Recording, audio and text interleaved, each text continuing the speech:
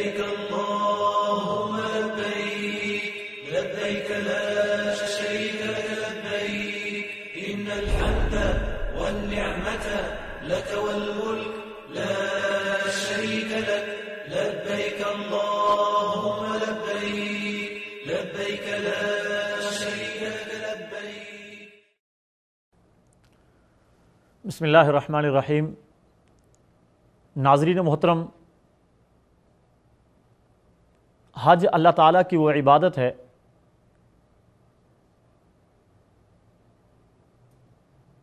جس میں نسبتاً دوسری عبادتوں کے انسان کو تکلیف زیادہ ہے،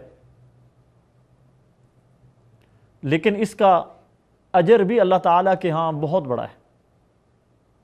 حضور پاک صلی اللہ علیہ وسلم کا ارشاد گرامی ہے، حج المبرور لیس جزاؤہ الا الجنہ، کہ حج مبرور اس کی جزا جنت کے سوا ہو ہی نہیں سکتی ہے.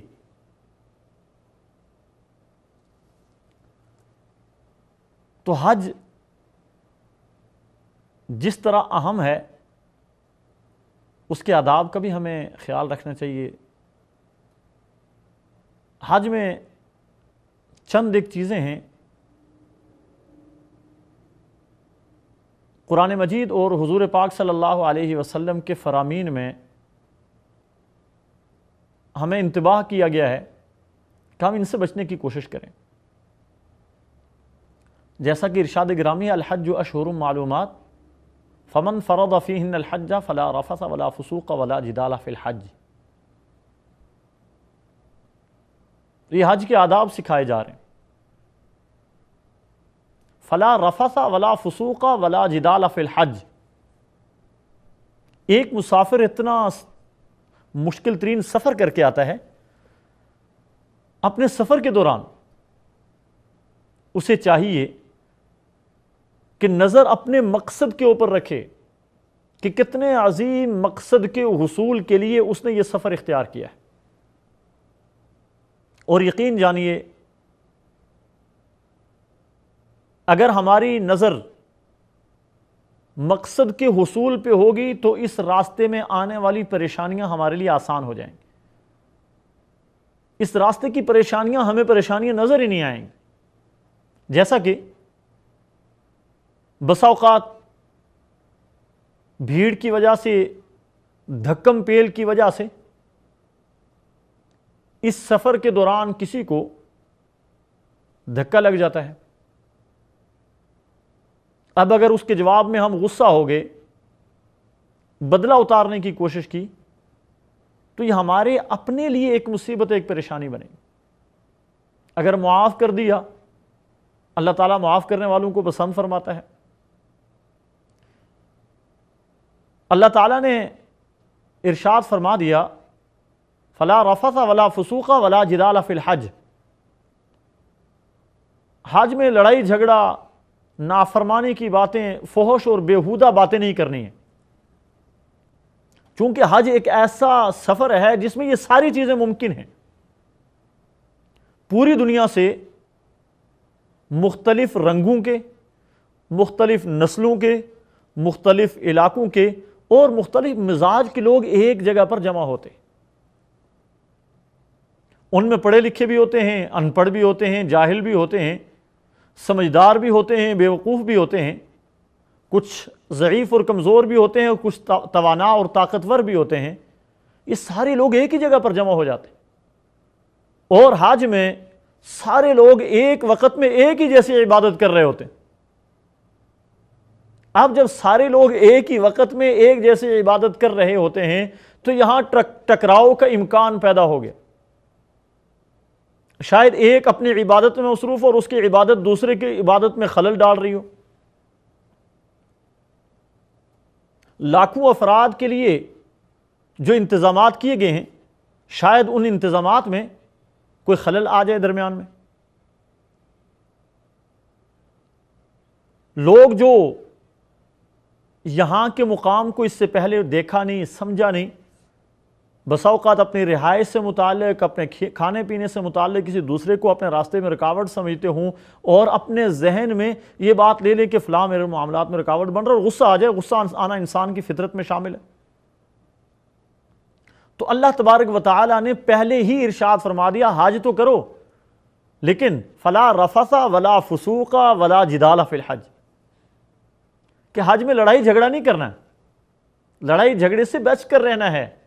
اگر حج کے کامل ثواب کو پانا ہے تو اللہ تبارک و تعالیٰ کے اس فرمان پہ نظر رکھنا ہوگی۔ یہاں حج کے دوران ہو جاتی ہے، فلاں میری جگہ پر آ گیا، رہائش کے معاملے پہ اکثر لڑائی ہو جاتی ہے، سفر کے معاملے میں اکثر لڑائی ہو جاتی ہے۔ سفر میں ہر آدمی سہولت کی تلاش میں رہتا ہے، لیکن اگر ہم نظر رکھیں گے کہ کس مقصد کے لیے ہم نے یہ سفر کیا، حصول مقصد کے لیے راستے کی رکاوٹوں کو برداشت کرنا، دوسروں کو برداشت کرنا، مختلف لوگوں کو برداشت کرنا، یہ ضروری ہے۔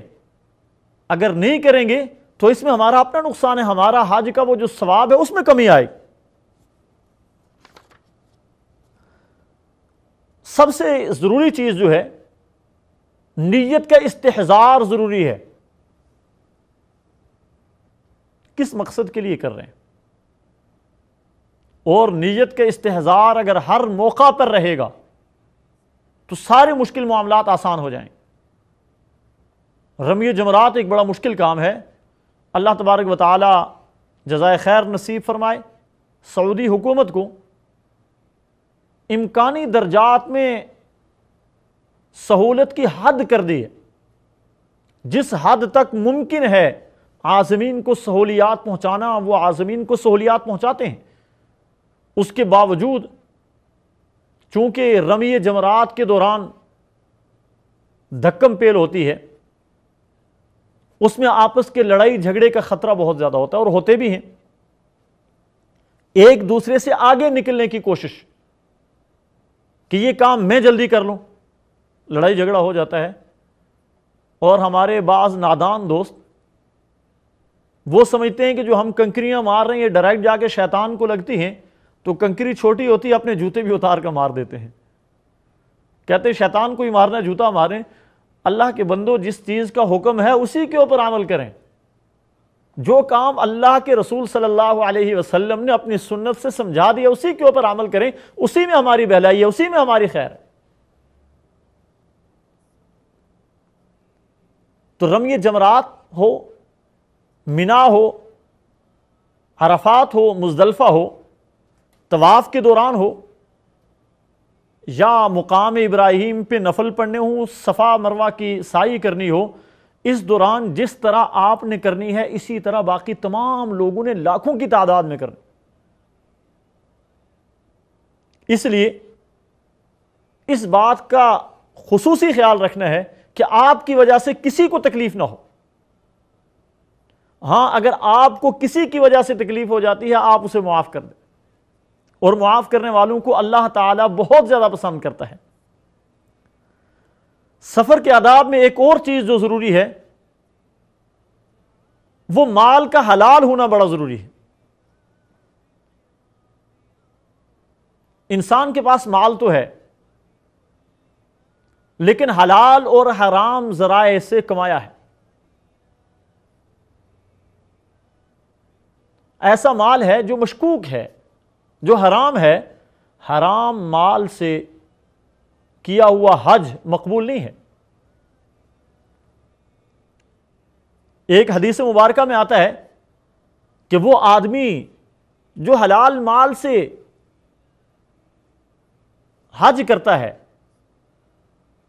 جب وہ کہتا ہے لبیک، تو آسمان سے ایک منادی کی ندا آتی ہے، لبیک و سعدیک۔ اور وہ آدمی جو اپنے حلال مال سے حج نہیں کرتا، حج کی ضروریات کو پورا نہیں کرتا، جب وہ کہتا ہے لبیک، آسمان سے ایک منادی آواز دیتا ہے، لا لبیک لا سعدیک۔ تو اس لیے ضروری ہے کہ ہمارا مال پاک اور صاف ہونا چاہیے۔ پاک اور صاف مال کے بغیر حج ادا نہیں ہو سکتا ہے۔ ہم اپنی توانائیاں بھی ضائع کرتے ہیں، اپنا مال بھی ضائع کرتے ہیں۔ اس لیے ضروری ہے کہ ہم حج کریں۔ اللہ تبارک و تعالی ہم میں سے ہر ایک کو حج کی توفیق نصیب فرمائے، حج بیت اللہ اللہ تعالیٰ نصیب فرمائے، حضور پاک صلی اللہ علیہ وسلم کا پیارا شہر مدینہ دیکھنا نصیب فرمائے، مسجد نبوی، آپ صلی اللہ علیہ وسلم کے روضہ مبارک کی زیارت اللہ تعالیٰ ہم میں سے ہر ایک کو نصیب فرمائے۔ لیکن اتنے مقدس سفر پہ آتے ہوئے پہلے یہ بات ذہن نشین کر لیں کہ ایسا نہ ہو کہ آپ کا مال حلال نہ ہو اور آپ کی یہ ساری کی ساری عبادات صرف اکارت جائیں اور اس کا آپ کو آخرت میں کوئی فائدہ نہ ہو۔ اللہ تعالیٰ ہمیں عمل کی توفیق نصیب فرمائے۔ لبيك اللهم لبيك لبيك لا شريك لك لبيك إن الحمد والنعمة لك والملك لا شريك لك لبيك اللهم لبيك لبيك لا شريك لك لبيك